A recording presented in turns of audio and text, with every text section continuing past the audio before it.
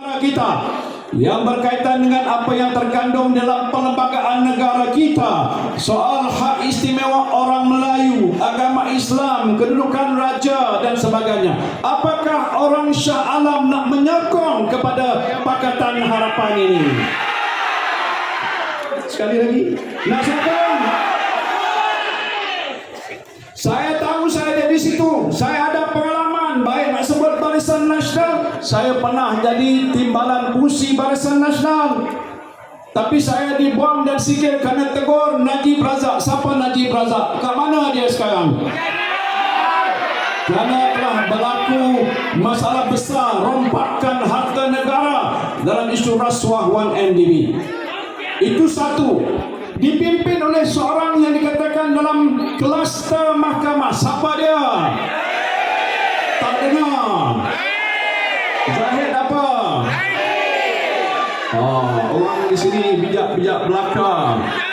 Dia berhadapan dengan banyak pertuduhan. Kalau biasanya orang sebegini dalam Perikatan Nasional tak layak bertanding. Kerana kalau kita membuat saringan, kita nak pastikan macam calon kita ni bersih. Tak ada masalah dengan PDRM, tak ada masalah dengan SPRM, tak ada masalah dengan HDN, tak ada masalah dengan bankruptcy. Maka tetapkan dia ni sebagai calon. Sokong atau tidak? Zahid Hamidi kalau masuk aja dalam sistem PDRM, bendera merah akan naik. Tetapi mereka tak berikan penilaian pada integriti. Dia masih mampu dan layak bertanding. Tak apalah dia bertanding. Nak sokong ataupun tidak? Jangan sokong. Jadi kalau tak sokong sana, tak sokong sini, tak sana tak nak, sini tak nak, apa yang kita mahu? Hanya Perikatan Nasional yang terbaik untuk membantu seluruh rakyat dalam negara kita yang sudah terkesan dengan masalah COVID-19. Ini kalau saya nak cerita sampai subuh tak selesai. Kerana saya adalah waktu itu Perdana Menteri yang ke-8 yang menguruskan masalah COVID negara. Bersyukurlah pada hari ini kita sudah kembali pulih. Malaysia diberitahu adalah antara negara yang pertama mendapat vaksin berbanding dengan negara-negara lain. Dan hari ini kita sudah pun kembali sehat walafiat, tapi berjaga-jagalah kerana COVID masih ada di kalangan kita ini. Kita sudah juga menguruskan nasib rakyat waktu zaman susah. Kita tak benarkan rakyat bekerja dan sebagainya. Ramai yang dibuang bekerja di kilang-kilang di Shah Alam. Kita tahu waktu semuanya ditutup. Kenapa? Mengelakkan daripada bahaya COVID-19. Tetapi Alhamdulillah, ekonomi negara kita waktu kita pimpin tidak rosak ataupun jatuh teruk sekali. Hari ini sudah mula kembali. Betul atau tidak? Sudah ada bekerja. Betul atau tidak? Sudah boleh makan seperti sedia kala. Betul ataupun tidak?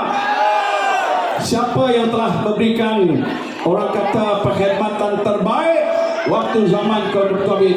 Tidak lain dan tidak bukan Abah.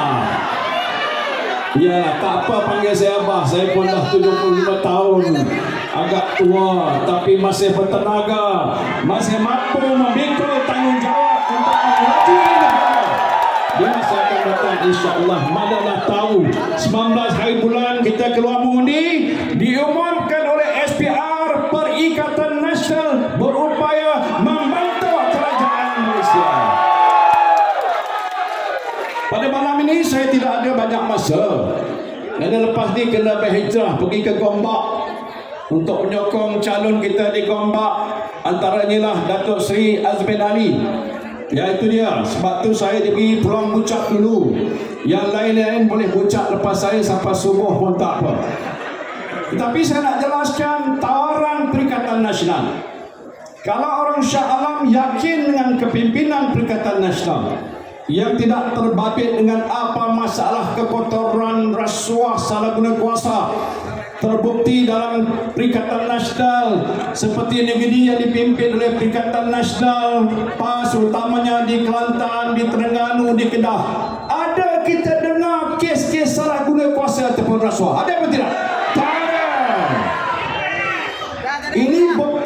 bahawa kita adalah pimpinan yang agak baik, yang boleh dipercayai. Tetapi yang nak diketahui oleh kita semua ialah apa yang ditawarkan oleh Perikatan Nasional. Siapa dah baca buku ni, angkat tangan? 1, 2, 3, 4, 8, 10, 12, 14, 20, 30. Mungkin sebahagian besar tak baca ni.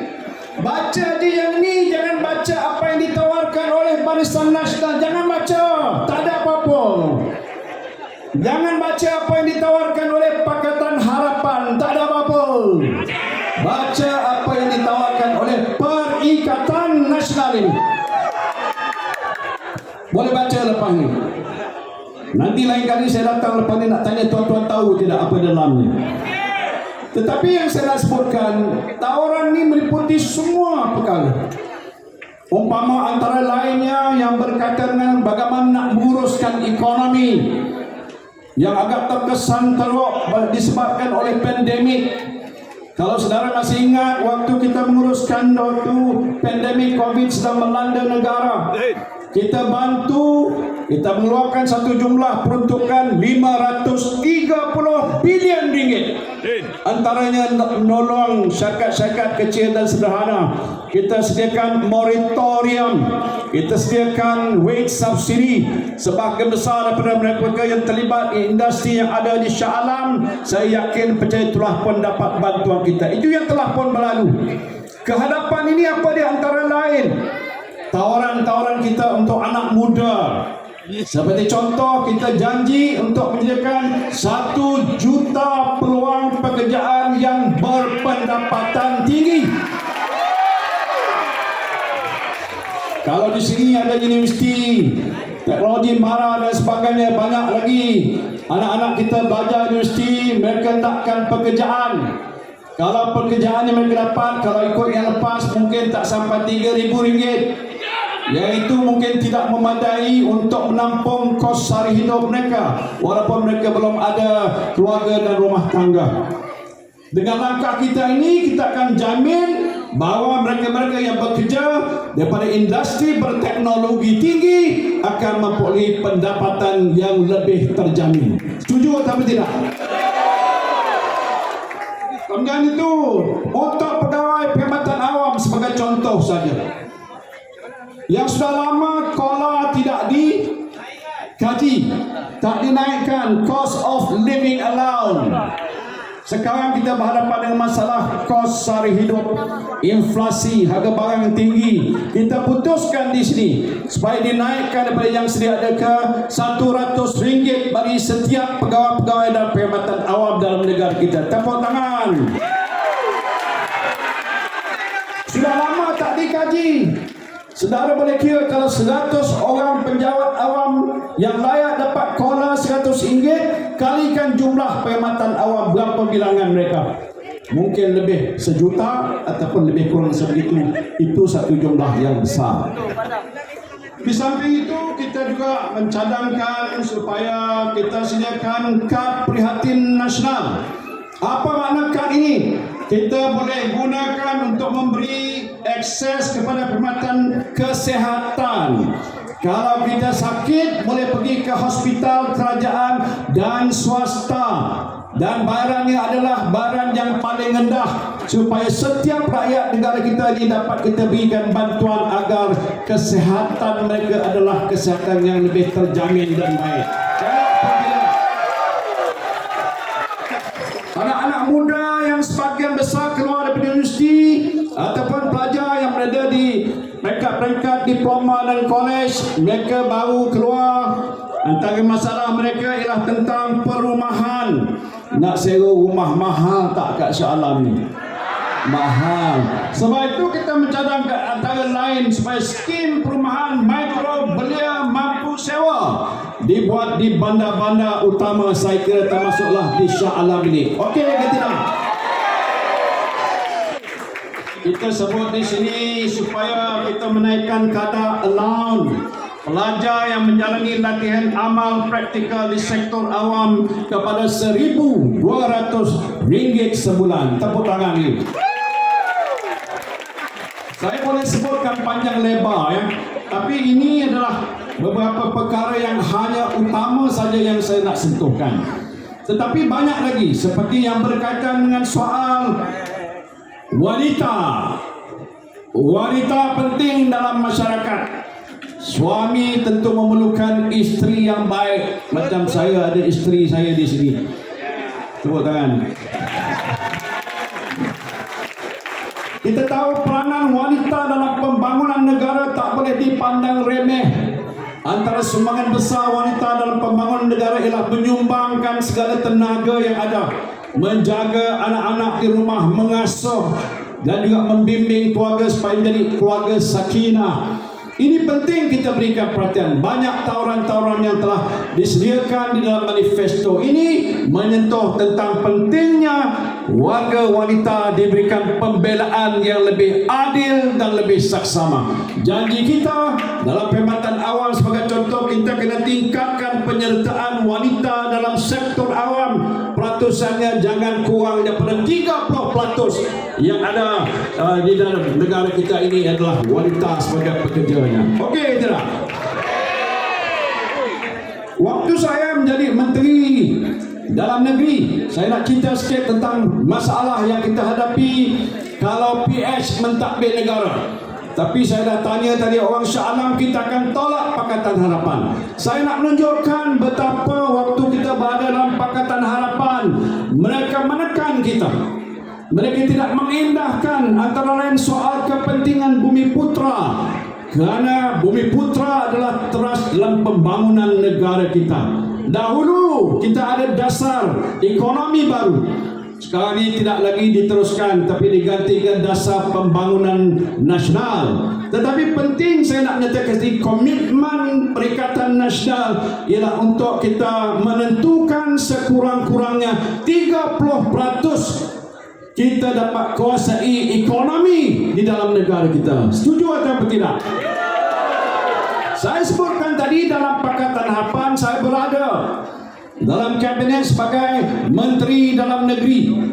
Tugasnya adalah menjaga keselamatan negara.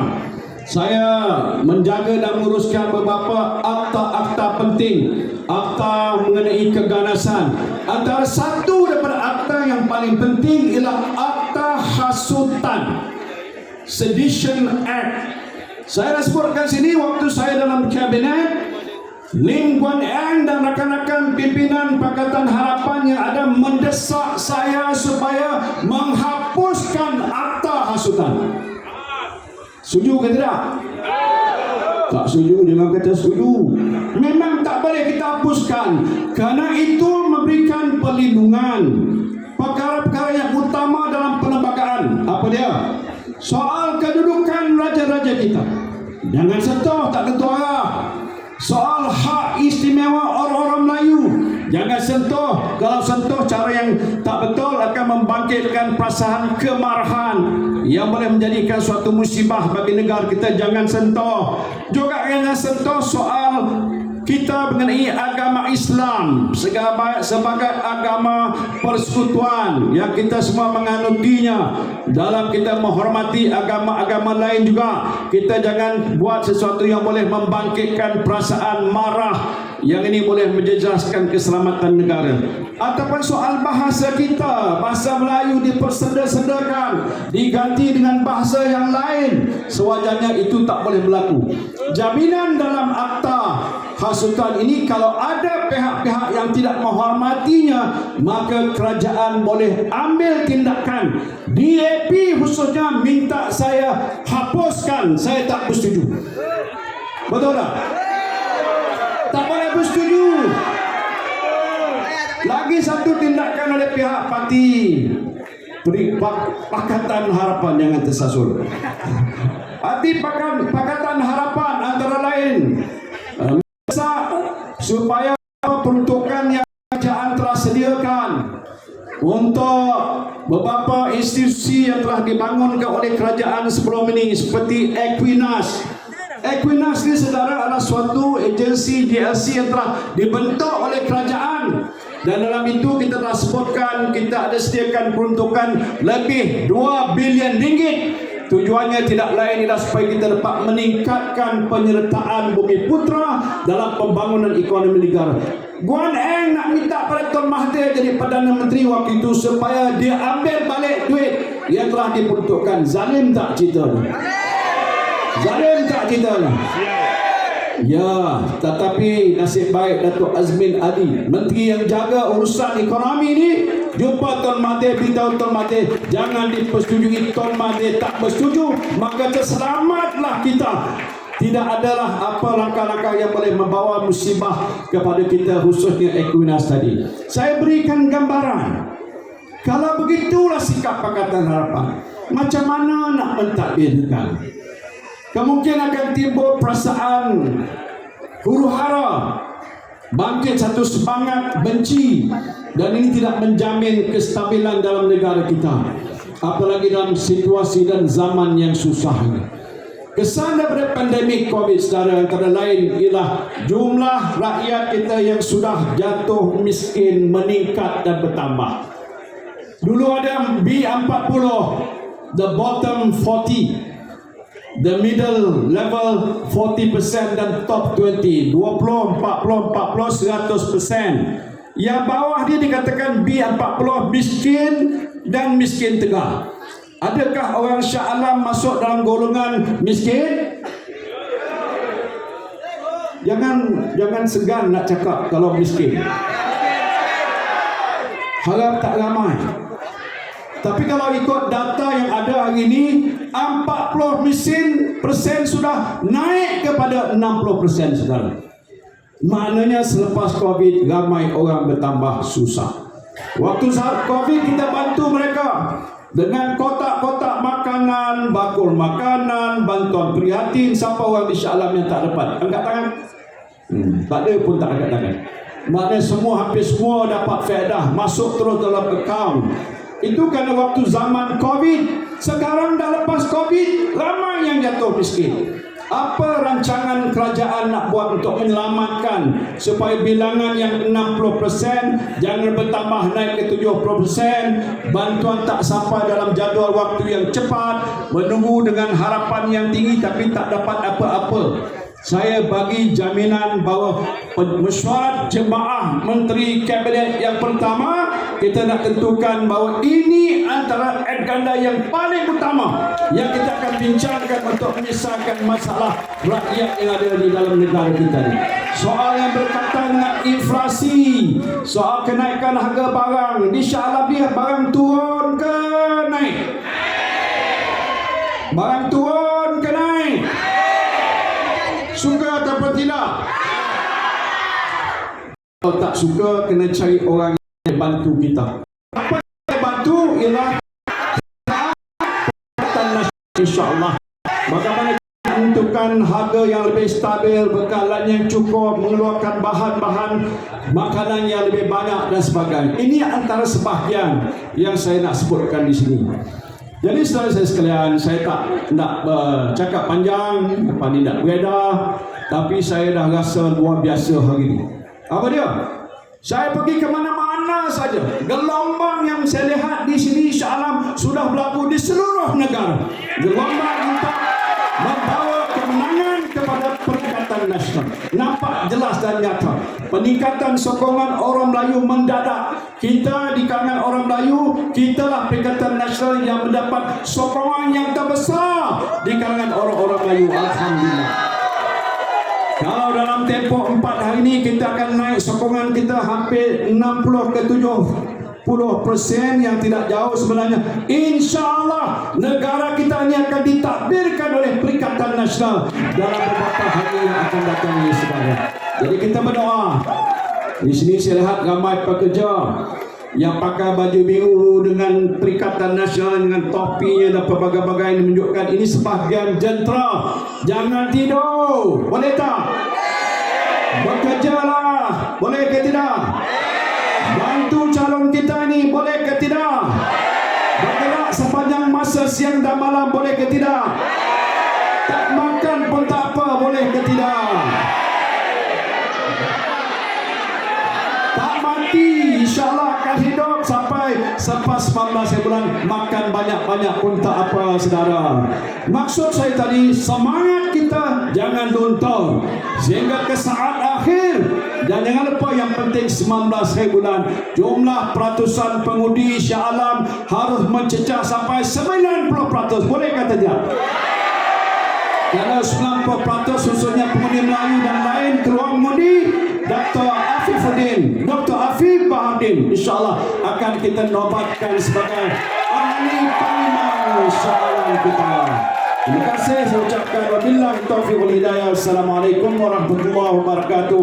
Perikatan, perikatan, perikatan, takbir. Assalamualaikum warahmatullahi wabarakatuh.